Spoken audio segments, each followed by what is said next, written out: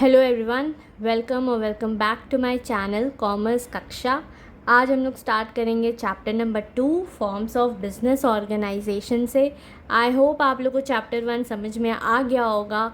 जहाँ नहीं आया है आप पूछ लीजिएगा, सारा पार्ट्स मेरे चैनल में डला हुआ है, आप ज़रूर देखिएगा, मुझे बताइएगा आपको कैसा लगा। ठीक है, आज हम लोग स्टार्ट करते हैं chapter number 2 forms of business organisation से। पहले हम लोग समझते हैं फॉर्म्स ऑफ बिजनेस ऑर्गेनाइजेशन होता क्या है। फॉर्म्स ऑफ बिजनेस ऑर्गेनाइजेशन होता है कि एक डिफरेंट तरीका, एक डिफरेंट वेज जिससे एक बिज़नेस को सेट कर सकते हैं और हम लोग उसको चला सकते हैं। जैसे कि पार्टनरशिप हो गया, कंपनी हो गया, सोल प्रोप्राइटरशिप हो गया, हिंदू अनडिवाइडेड फैमिली हो गया। मतलब ये सारा अलग अलग तरीका होता है जिससे हम लोग एक बिज़नेस को स्टार्ट कर सकते हैं और बिज़नेस को रन कर सकते हैं। ठीक है, अब हम लोग वो सारे तरीके के बारे में डिटेल में पढ़ेंगे। चलो लेट्स स्टार्ट। फर्स्ट है हम लोग का सोल प्रोप्राइटरशिप। सोल प्रोप्राइटरशिप क्या होता है, देखो यहाँ से, sole proprietorship refers to a forms of business organization which is owned, managed and controlled by an individual who is the recipient of all profits and bearer of all risks। इसका क्या मतलब हुआ, सोल प्रोप्राइटर। अब देखो नाम में ही बताया, यहाँ पे ये भी बताया। देखो सोल का मतलब क्या होता है, ओनली, एंड प्रोप्राइटर का क्या मतलब होता है, ओनर। ठीक है, तो ये एक सिर्फ अकेला ही ओनर होता है इस बिज़नेस का, मतलब ये अकेला ही बंदा होता है जो अपना बिज़नेस को चला रहा होता है, इसके साथ कोई और नहीं रहता है बिज़नेस में। ठीक है, तो ये खुद का ही ओनर रहता है उस बिज़नेस में, ये खुद एक सोल, ये अकेला वो बिज़नेस को चलाता है, इसीलिए बोलते हैं sole proprietorship refers two forms. ये एक ऐसा बिज़नेस, ये एक ऐसा फॉर्म ऑफ बिजनेस ऑर्गेनाइजेशन है जहाँ पे यही ओन भी करता है, यही मैनेज भी करता है, यही कंट्रोल भी करता है, और by an individual who is recipient. और यही जब सारा काम करता है तो जो बिज़नेस का जो प्रॉफिट आया वो इसको ही मिला, और जो सारा रिस्क है, जो सारा लॉस है, वो यही बेयर करेगा और थोड़ी कोई करेगा। ठीक है, फिर क्या है, hence a sole proprietor is the one who is the only owner of a business. ठीक है, ये हो गया the form of business. The form of business is particularly common in areas of personalise services. अब देखो ये कुछ example दिया है जहाँ पे सोल प्रोप्राइटरशिप बहुत कॉमन होता है, जैसे कि ये ब्यूटी पार्लर्स में, हेयर सैलून्स में, small scale activities like running a retail shop in a locality. कोई लोकेलिटी में आप देखो कोई एक रिटेल शॉप है या कोई एक ग्रॉसरी का शॉप है, आप वहाँ देखना वो सोल प्रोप्राइटर होगा, वो जो ओनर होगा वो सोल प्रोप्राइटरशिप के वे में अपना बिजनेस कर रहा होगा। अब उसका हम लोग देखते हैं फीचर्स। ठीक है, Salient characteristics of the sole proprietorship form of business are as follows। Formation and closure, मतलब ये कैसे स्टार्ट होगा और कैसे बंद होगा उसके बारे में बता रहा है। There is no separate laws that govern sole proprietorship। इसका कोई अलग से कोई लॉ नहीं बना हुआ है, कोई अलग से इसका रूल नहीं बना हुआ है कि भैया तुमको ऐसे चालू करना है अपना बिजनेस, ऐसे बंद करना है। Hardly any legal formalities are required to start a sole proprietary business, though in some cases one may require a license। मतलब बहुत मुश्किल से, हार्डली कोई लीगल फॉर्मेलिटीज़ होगा या कोई आप ऐसा बिज़नेस स्टार्ट करने का सोच रहे हैं जिसमें आपको लाइसेंस का ज़रूरत पड़ेगा, मतलब बहुत रेयर। ऐसे आप खुद से ही मालिक हो तो आप जब आप चाहो आप अपना क्लोज़ करो, बंद करो, वैसा इसका कोई लॉ नहीं है, कोई बताने वाला नहीं है, आप ही का खुद का डिसीजन होगा। Closure of the business can also be done easily. अब फॉर्मेशन हो रहा है ईजिली तो क्लोजर भी easily. Thus there is ease in formation as well as closure of business। ठीक है, फिर liability। Sole proprietors have unlimited liability।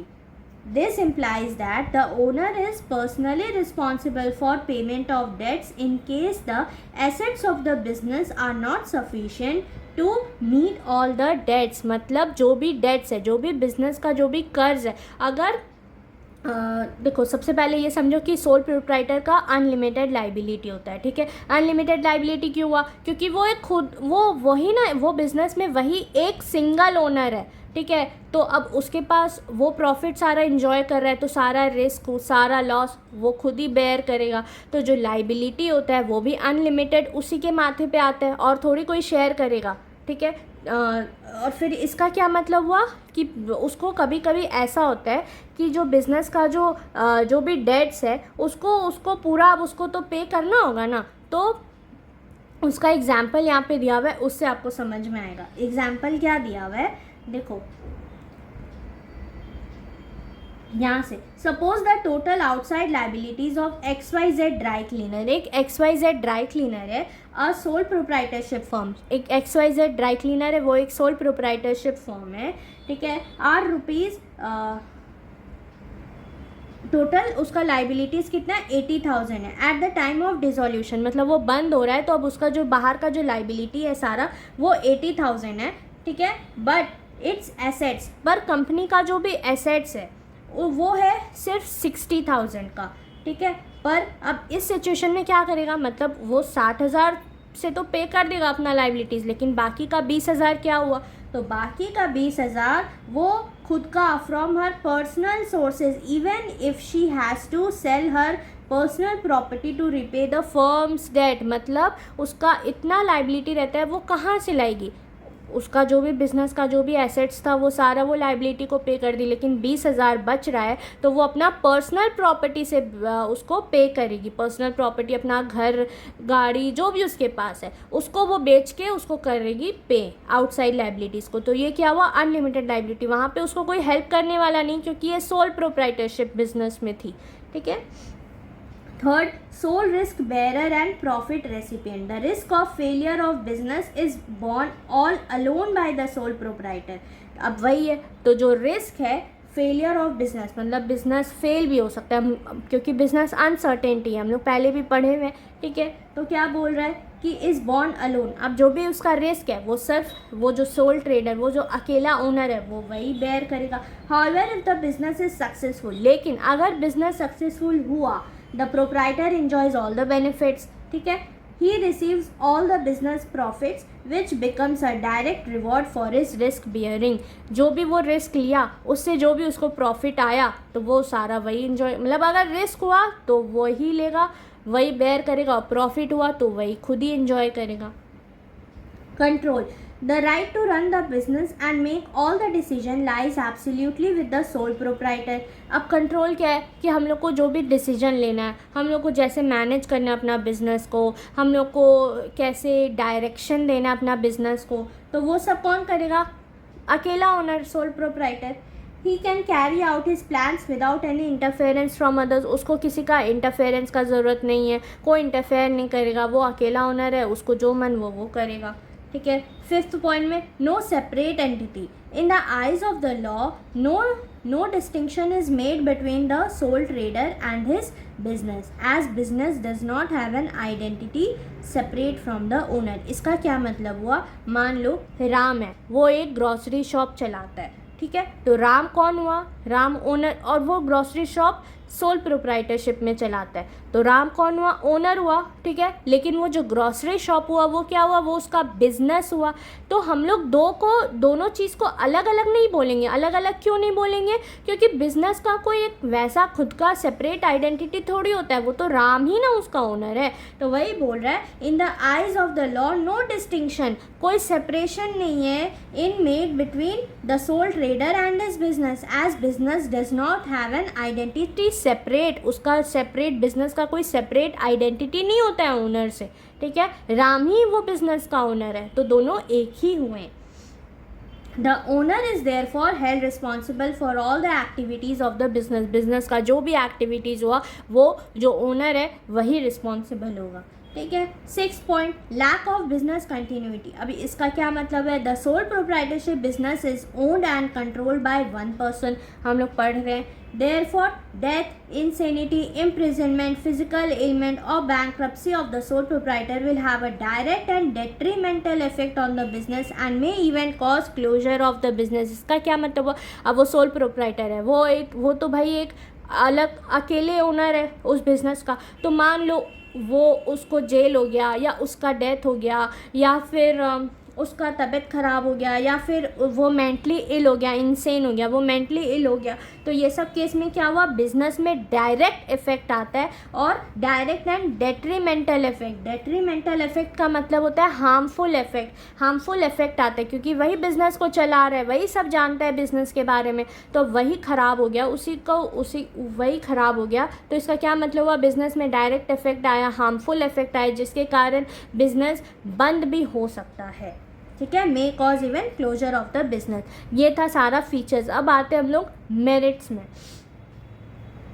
Merits में क्या है, क्विक डिसीजन मेकिंग। कैसे, a sole proprietor enjoys considerable degree of freedom in making business decisions. Further, the decision making is prompt because there is no need to consult others. Obviously ये खुद का owner है, कोई इसको interfere नहीं करेगा, इसको किसी से कंसल्टेशन लेने का ज़रूरत नहीं है, ये अपना बिजनेस का डिसीजन खुद ही लेगा। तो इसका क्या होगा, इसका क्विक डिसीजन होगा। अगर ये 4 आदमी से, जहाँ 4 आदमी इन्वॉल्व हुए, मान लो जहाँ 4 आदमी इन्वॉल्व हुए, वहाँ लोग डिस्कस करेंगे, कभी कुछ कन्फ्यूजन भी क्रिएट हो सकता है, जिससे क्या टाइम लगेगा कोई भी डिसीजन लेने में। यहाँ पे ओनर वही एक ही ओनर है, तो उसको जो समझ में आएगा वो करेगा। तो इसमें क्या मतलब निकल रहा है, क्विक डिसीजन, उसका डिसीजन मेकिंग बहुत जल्दी होगा। ठीक है, this may lead to timely capitalisation of market opportunities as and when they arise. इसका क्या मतलब हुआ कि जैसे जैसा मार्केट अपॉर्चुनिटीज़ आएगा वो अपना क्विक डिसीजन मेकिंग रखेगा और उससे वो मार्केट अपॉर्चुनिटीज़ को अच्छे से ग्रैब कर सकता है। ठीक है, फिर दूसरा क्या है, confidentiality of information. Sole decision making authority enables the proprietor to keep all the information related to business operations confidential and maintain secrecy. इसका अब वो खुद ही का ओनर है, तो सारा बिजनेस का सारा सीक्रेट, सारा कॉन्फिडेंशियल मैटर्स सब उसी के पास है। तो इससे क्या है कि बिजनेस का जो भी वैसा बात होता है, जो भी सीक्रेट बात होता है, जो भी कॉन्फिडेंशियल मैटर होता है, वो कहीं लीक नहीं हो सकता है, वो उसी के पास है। वो तो उसी पे डिपेंड करेगा उसको अपना बिज़नेस का मैटर बताना है या नहीं बताना है। उसको डर नहीं रहेगा कि अच्छा ये मेरा बिज़नेस का बात बता सकता है, क्योंकि कोई 2 लोग तो इन्वॉल्व नहीं है, यही एक अकेला है। ठीक है, a sole trader also is also not bound by law to publish firm's accounts. वो लॉ से भी बाउंड नहीं है कि भाई आपको अपना अकाउंट्स को पब्लिश करना होगा, ऐसा कुछ भी नहीं है। ठीक है, फिर क्या है, direct incentive. A sole proprietor directly reaps the benefit of his or her efforts as he or she is the sole recipient of all the profit. जो भी प्रॉफिट है, जो भी बिजनेस का प्रॉफिट हुआ वो उसी को मिलेगा, तो सारा बेनिफिट बिजनेस का उसी को मिलेगा। ठीक है, the need to share profits does not arise. जो प्रॉफिट शेयरिंग होता है वो उसका ज़रूरत इसमें नहीं होता है। क्यों, क्योंकि वो एक खुद ही सिंगल ओनर रहता है। This provides maximum incentive to the sole trader to work hard. तो वो अपना वर्क हार्ड करता है और उसको अच्छा खासा प्रॉफिट और बेनिफिट मिलता है बिजनेस से।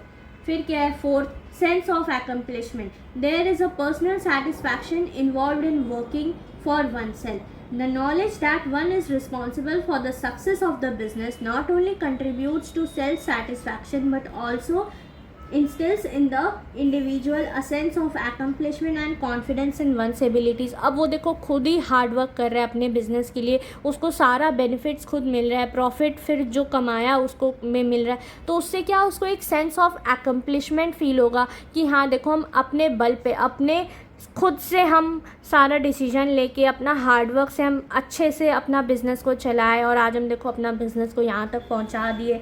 उसको एक सेंस ऑफ accomplishment फील होगा, उसमें कॉन्फिडेंस आएगा कि अब हम और अच्छा भी कर सकते हैं, ऐसा। फिफ्थ पॉइंट में क्या है, ease of formation and closure. An important merit of sole proprietorship is the possibility of entering into business with minimal legal formalities. हम लोग पहले भी देखे थे, क्या देखे थे, सेम पॉइंट है ये फॉर्मेशन एंड क्लोजर का। ठीक है, कि इसमें कोई लीगल फॉर्मेलिटीज़ नहीं होता है, बहुत ईजीली ये फॉर्म हो सकते हैं।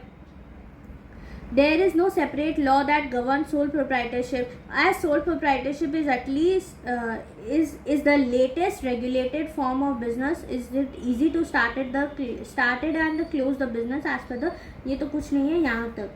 ठीक है, कि इसका कोई लॉ नहीं होता है, आप जैसा मन आप अपना चालू करो, आप अपना बंद करो, बहुत रेयरली कोई लीगल फॉर्मेलिटी होता है। ठीक है, अब आते हैं हम लोग लिमिटेशंस में।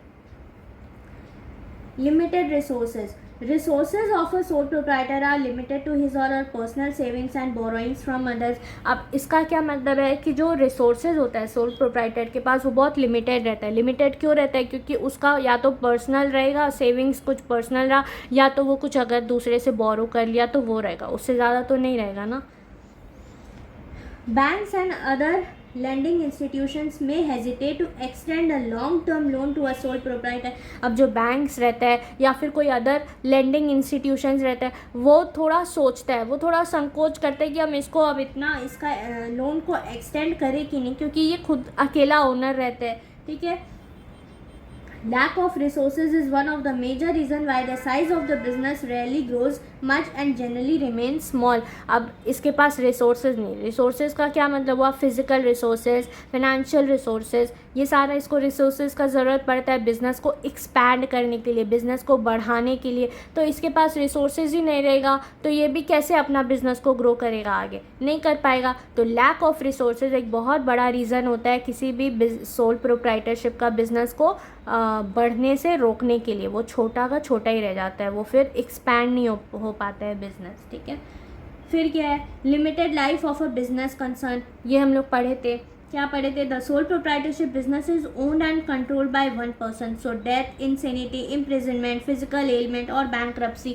सेम पॉइंट, यही वाला same point. Lack of business continuity is the merit for sole proprietorship, limitation for sole proprietorship. क्या? क्योंकि एक वो खुद ही का अकेला बंदा है, अकेला ओनर है, तो क्या हुआ? वो डेथ हो गया, उसका डेथ हो गया, या वो इम्प्रिजनमेंट हो गया, या फिर इंसेनिटी हो गया, तो ये सब के कारण बिजनेस बंद हो सकता है। अनलिमिटेड लाइबिलिटी, ये भी पढ़े हुए हैं कि अनलिमिटेड लाइबिलिटी होता है, कोई शेयर नहीं करेगा आपका liability. A major disadvantage of sole proprietorship is that the owner has unlimited liability. If the business fails the creditor can recover their dues not merely from the business assets but also from the personal assets of the proprietor। मतलब कुछ cases में तो proprietor को खुद का personal assets जो होता है, पर्सनल कार समझ लो या पर्सनल अपना घर समझ लो, वो भी बेच के क्रेडिटर को पेमेंट करना पड़ता है, क्योंकि वो कहाँ से करेगा? उसका बिजनेस एसेट्स इनसफिशिएंट है क्रेडिटर्स को पेमेंट करने के लिए,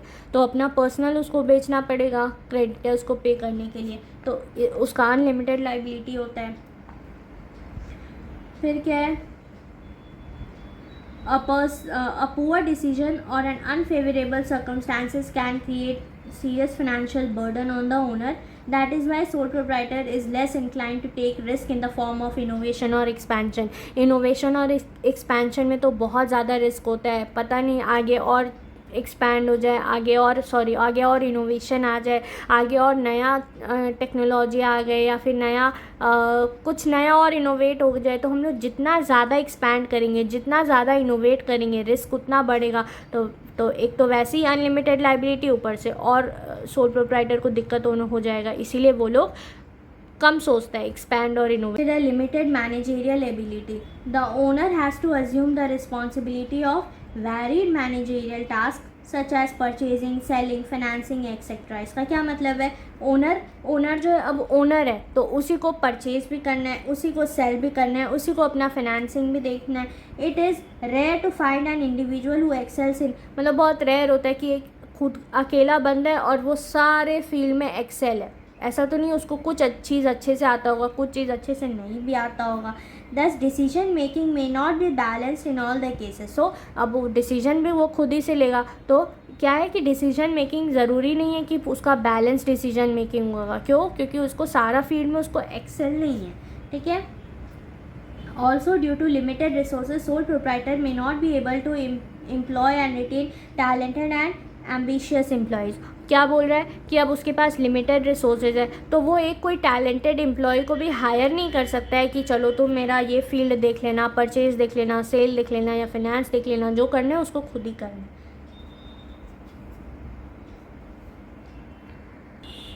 चलो यहाँ तक समझ में आ गया सोल प्रोप्राइटरशिप। अब नेक्स्ट में आते हैं हम लोग जॉइंट हिंदू फैमिली बिजनेस। ठीक है, ये क्या है? It refers to a form of organization wherein a business is owned and carried on by the members of the Hindu undivided family. Hindu undivided family के जो मेंबर्स होते हैं, हाँ, वही ओन करते और कैरी करते ये बिजनेस को, ठीक है. It is govern by the Hindu law. एक हिंदू लॉ है वो इसको गवर्न करता है. The basis of membership in the business is birth in a particular family and 3 successive generations can be members in the business. ठीक है, ये यहाँ से कम समझ में आया होगा. अब हम एक एग्जाम्पल दे रहे हैं. मैं तो यही सजेस्ट करूँगी आप वो एग्जाम्पल साइड में लिख लो. यहाँ आपके पास ये है, ठीक है. ग्रैंडफादर है Ramesh, his son Suresh, Suresh son Mohan and Mohan son Rahul. ठीक है, ये एक फैमिली है और ये एक क्लोथ शॉप चलाता है. ठीक है, this family runs a cloth shop together. This is called a joint Hindu family business. अब ये बोलोगे कि ये जॉइंट हिंदू फैमिली बिजनेस कैसे हुआ, तो कैसे नहीं हुआ. The business is owned by the members of the same Hindu family. मतलब ये जो भी हम लोग ऊपर जो भी हम आपको नाम दिए, ये सारे तो सेम फैमिली के पर्सनस हुए ना, मेंबर्स हुए ना, सारे तो सेम फैमिली के, कोई पड़ोसी तो है नहीं. तो यही बिज़नेस को ओन भी कर रहे हैं और यही बिज़नेस को चला भी रहे हैं. तो क्या हुआ, ये एक जॉइंट हिंदू फैमिली बिजनेस हुआ. अब क्या है, मेंबरशिप कैसे आएगा. Membership comes by birth. Rahul, ये जो राहुल कौन हुआ, मोहन का बेटा. Rahul does not need to sign any agreement. Rahul को कोई अग्रीमेंट साइन वाइन करने का ज़रूरत नहीं होता है. वो अगर इस फैमिली में बर्थ लिया तो तब से वो इस यहाँ का वो मेंबर बन गया. ठीक है, और वो उसका वो बिज़नेस को चला सकता है. Since he is born into the family he automatically becomes a member. और 3 सक्सेसिव जनरेशन्स, क्या लिखा हुआ है बुक में, 3 सक्सेसिव जनरेशन्स. कौन कौन हुआ, फादर जो कि था सुरेश, सन मोहन एंड मोहन का बेटा क्या हुआ, ग्रैंडसन राहुल. राहुल ग्रैंडसन किसका हुआ, सुरेश का हुआ. ठीक है, तो ये तीनों सक्सेसिव जनरेशन्स हो गए. क्या किसके हुए, रमेश के 3 सक्सेसिव जनरेशन्स हो गए. तो ये 3 आएंगे, ये 3 एलिजिबल होंगे इस हिंदू जॉइंट फैमिली बिजनेस में. ठीक है. The business is controlled by the head of the family who is the eldest member and is called कर्ता. जो बिज़नेस का जो सबसे बड़ा मेंबर, जो सबसे एल्डेस्ट मेंबर होता है, उसको हम लोग कर्ता बोलते हैं. और वही उसी के पास पावर रहता है, वही कंट्रोल कर सकता है. अब कंट्रोल का मतलब क्या हुआ, कंट्रोल का मतलब हुआ power to take decisions, power to manage, power to direct. मतलब वही डिसीजन लेगा बिजनेस का. ठीक है, वही डायरेक्शन देगा, वही मैनेज भी करेगा बिजनेस को. ठीक है, उसको कौन बोलते हैं, कर्ता. All members have equal ownership right over the property of an ancestor. Ancestor कौन हुए हमारे, grand parents, great grand parents. तो उन लोग का जो प्रॉपर्टी होता है उसमें जो भी मेंबर्स होते हैं, जो भी हिंदू अनडिवाइडेड फैमिली के जो भी मेंबर्स होते हैं, उनका इक्वल राइट होता है, have an equal ownership right over the property of ancestor and they are known as, और उसको क्या बोलते हैं, को पार्टनर्स. अब आते हैं फीचर्स में. Formation. For a joint Hindu family business there should be at least 2 members in the family and ancestral property to be inherited by them. इसका क्या मतलब हुआ, अब ये फॉर्मेशन कैसे होगा, इसमें मिनिमम 2 लोग होने चाहिए और एंसेस्ट्रल प्रॉपर्टी भी होना चाहिए जो कि वो दोनों को इनहेरिट होए, दोनों को रिसीव होए. The business does not require any agreement. कोई बिजनेस वैसा कोई एग्रीमेंट नहीं मांगता है. As membership is by birth. हम लोग पहले भी पढ़े कि बस तुमको उस फैमिली में बर्थ लेना है और कोई वैसा अग्रीमेंट का ज़रूरत नहीं है. It is govern by the Hindu succession act 1956. दूसरा क्या है, liability. The liability of all the members except the karta is limited. जो भी कर्ता को छोड़ के जो बाकी के जो मेंबर्स होते हैं उसका लाइबिलिटी लिमिटेड होता है. कर्ता का लाइबिलिटी अनलिमिटेड होता है. Limited to the share of coparcenary property of the business. इसका क्या मतलब हुआ, मान लो बिजनेस का ड्यूज़ है 10,000 का. ठीक है, और जो हम लोग बोले अभी हमारे एग्जाम्पल में कर्ता कौन हुए, ग्रैंडफादर रमेश. ठीक है, तो मान लो सुरेश का हम लोग बात कर रहे हैं. सुरेश कौन हुआ? सुरेश उसका बेटा हुआ, हिज सन। ठीक है, तो सुरेश जो हुआ उसका कर्ता तो वो नहीं है, तो सुरेश कौन हुआ? सुरेश का लाइबिलिटी क्या हुआ? सुरेश का लाइबिलिटी हुआ कितना? To the share of coparcenary property. मान लो 10,000 का ड्यूज़ है, लेकिन उसको जो प्रॉपर्टी है ना, पूरा एंसेस्ट्रल जो प्रॉपर्टी, उसमें उसका शेयर कितना था? 7,000 का ही था। तो उसका लाइबिलिटी सिर्फ 7,000 तक ही का होगा, उसका 10,000 का नहीं होगा। बाकी 3,000 उसको माथा में टेंशन नहीं लेना है कि हम वो 3,000 कहाँ से लाएं। ठीक है, the karta has unlimited liability. Control, the control of the family business lies with the karta, पहले भी पढ़े हैं। ठीक है, he takes all the decisions and is authorise to manage the business. His decisions are binding on the other members, मतलब जो भी वो डिसीजन लेगा वो दूसरे को मानना पड़ेगा, दूसरे मेंबर्स को। ठीक है, continuity, the business continues even after the death of the कर्ता। कर्ता का अगर डेथ हो गया तो बिजनेस उसके बाद भी चलेगा as the next eldest member. जो कर्ता के जो बाद के जो सबसे एल्डेस्ट मेंबर होते हैं फैमिली में, वो पोजीशन ले लेंगे, पोजीशन ऑफ कर्ता, वो फिर कर्ता बन जाएंगे। Leaving the business stable, the business can however be terminated with the mutual consent of the members. Business terminate भी हो सकता है, बिजनेस बंद भी हो सकता है, लेकिन उसके लिए सबको कंसेंट देना पड़ेगा। सब राजी होंगे कि हाँ चलो अब ये बिजनेस बंद कर दो, बिजनेस टर्मिनेट कर दो, तो फिर बिजनेस बंद हो। अब है हम लोग का 5th point, minor members. The inclusion of an individual into the business occurs due to, हाँ देखो कोई भी मेंबर है तो उसका बिजनेस में इंक्लूजन क्यों हुआ? क्योंकि वो बर्थ लिया है उस फैमिली में। ठीक है, तो बर्थ लिया है तो अब वो बिजनेस में इंक्लूड हो गया ड्यू टू द बर्थ।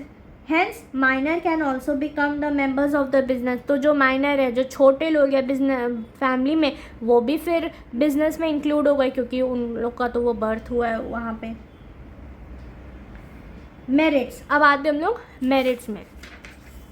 कोई नया पॉइंट नहीं है, टेंशन मत लेना, कोई नया पॉइंट नहीं है, वही सारा पॉइंट है, उसी को बार बार थोड़ा 1-2 पॉइंट चेंजेस होगा। जो हम लोग यहाँ तक हिंदू अनडिवाइडेड के लिए फैमिली के लिए पढ़े, वही सारा लगभग है।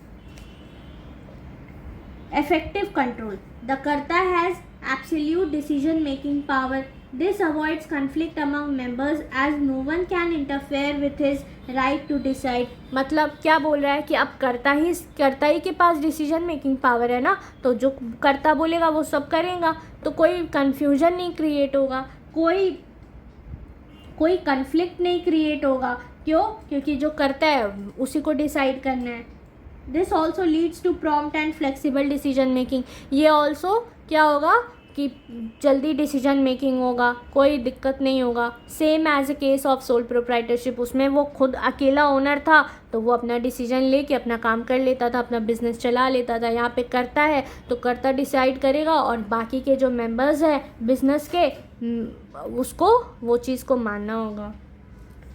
फिर continued business existence, the death of the कर्ता will not affect the business as the next eldest member will then take up the position। मतलब क्या बोल रहे हैं कि जो कर्ता का डेथ हो गया तो ऐसा नहीं कि बिजनेस बंद हो जाएगा, जो नेक्स्ट एल्डेस्ट मेंबर हैं फैमिली के बिजनेस के, वो कर्ता बन जाएंगे और वो बिजनेस को चलाएंगे। Hence operations are not terminated and continuity of the business is not threatened. Third, limited liability of members. The liability of all the co-partners except the कर्ता is limited। हम लोग पहले भी पढ़े हुए। To their share in the business, जो भी business में उसको शेयर मिला प्रॉपर्टी का, उसका उतना ही लाइबिलिटी होगा, उससे ज़्यादा उसका लाइबिलिटी नहीं होगा। And consequently their risk is well defined and precise। ठीक है। Fourth, increased loyalty and cooperation. Since the business is run by the members of a family, there is a greater sense of loyalty towards one another। इसका क्या मतलब हुआ कि कोई बाहर का तो बंदा आके हमारा बिजनेस नहीं चला रहा है, एक भी बाहर का बंदा नहीं है हमारे बिजनेस में, सारे फैमिली मेम्बर्स ही हैं, तो क्या होगा, सब एक दूसरे के टुवर्ड्स लॉयल रहेंगे। ठीक है, लॉयल रहेंगे। और जब वो फैमिली बिजनेस ग्रो करेगा तो फिर एक प्राइड भी होगा कि देखो हम सब मिल के अपना बिजनेस को कितना आगे बढ़ा लाए, एक प्राइड फील होगा, एक सेंस ऑफ अकम्पलिशमेंट फील होगा। This helps in securing better cooperation from all other members. Limitations, limited resources. The joint Hindu family business faces the problems of limited capital as it depends mainly on ancestral property. Limited resources कहाँ पढ़े थे हम लोग, उसमें भी पढ़े थे, किस में पढ़े थे, सोल प्रोप्राइटरशिप में ही पढ़े थे। उसमें वो एक सिंगल ओनर था तो उसका पर्सनल जो भी था वो आता था। अब इसमें भी है, इसमें क्यों है, क्योंकि इसमें जो भी सिर्फ एंसेस्ट्रल प्रॉपर्टी रहता है वही एक उसका एक रिसोर्सेज रहता है। This limits the scope for expansion. अब लिमिटेड रिसोर्सेज है तो जो बिजनेस को एक्सपैंड करने का जो स्कोप होता है वो भी कम हो जाता है। अनलिमिटेड लाइबिलिटी ऑफ कर्ता, कितने टाइम से अभी पढ़े, 2-3 बार पढ़ लिए। द कर्ता is burden not only with the responsibility of decision making and management of the business but also suffers from the disadvantage of having unlimited liability. उसका बहुत अनलिमिटेड लाइबिलिटी होता है। His personal property can be used to repay the business debts। इसका क्या मतलब, वो अभी हम लोग थोड़ी देर पहले पढ़े थे कि मान लो 10,000 का डेट है, ठीक है। अब लेकिन सुरेश का सिर्फ 7,000 का उसका शेयर है एंसेस्ट्रल प्रॉपर्टी में, तो वो तो बस 7,000 का करेगा, उसमें डेट पे करेगा। लेकिन अब इसमें क्या है, कर्ता में क्या है, बाकी का 3,000 उसको टेंशन नहीं लेना है। लेकिन कर्ता के केस में क्या हो जाएगा, कर्ता के केस में ऐसा नहीं है कि मान लो कर्ता का भी 7,000 का शेयर है प्रॉपर्टी में तो वो बस 7,000 नहीं, 7,000 वो वहाँ से कर सकता है। कहाँ से कर सकता है, एंसेस्ट्रल प्रॉपर्टी के शेयर से कर सकता है। लेकिन जो 3,000 है वो उसको पर्सनल प्रॉपर्टी से लाना होगा पे करने के लिए। तो वही बोल रहा है, has to repay business debts by using personal property. फिर थर्ड क्या है, dominance of karta. The karta individually manage the business which may at times not be acceptable to other members. कभी कभी क्या होगा कि कर्ता का हम लोग को मतलब जो कर रहा है कर्ता ही कर रहा है, तो जो कर्ता करता है मैनेज जो बिजनेस करता है वो क्या है कि बहुत टाइम हम लोग को जो अदर मेंबर्स होते हैं उसको वो एक्सेप्ट नहीं होता है, उसको वो समझ में नहीं आता है उसका management. This may cause conflict. अब फिर दोनों लड़ भी सकते हैं and may even lead to break down of the family unit. फिर वो फैमिली सेपरेट भी हो सकती है, ऐसा भी है। फोर्थ में क्या है, limited managerial skills. Since the karta cannot be an expert in all the areas of the management, same as in the case of sole proprietorship. Karta जो है वो सारे फील्ड में, सारे एरियाज में तो एक्सेल नहीं है उसके पास। The business may suffer as a result of his unwise decisions. कभी कभी सही डिसीजन नहीं लिया तो बिजनेस सफ़र भी कर सकता है। His inability to decide effectively may result into poor profit or even losses for the organisation. कभी कभी उसका डिसीजन बिजनेस को लॉस। तो आज हम लोग यहीं तक रखते हैं, ठीक है। कल हम लोग पार्टनरशिप से स्टार्ट करेंगे। चैप्टर इजी है, कोई टेंशन का बात नहीं है, सब हो जाएगा। आप बस समझते चलो और रिवाइज करते चलो। अब ऐसा नहीं कि हम लोग चैप्टर 2 में आ गए तो आप चैप्टर 1 को भूल जाओ। बीच में एक दिन लेके उसको भी रिवाइज करना, तो आपका क्या लिंक बना रहेगा चैप्टर से। नहीं छोड़ दोगे तो फिर वो भूल जाओगे आप, ठीक है। और यहाँ तक आई होप आपको समझ में आया हो। Thank you so much. आप ऐसे ही मेरे को सपोर्ट करते रहो और जो नहीं समझ में आया पूछ लेना। Thank you. लाइक करना, अपने फ्रेंड्स को बताना, शेयर करना, सब्सक्राइब करो please. Thank you, bye bye.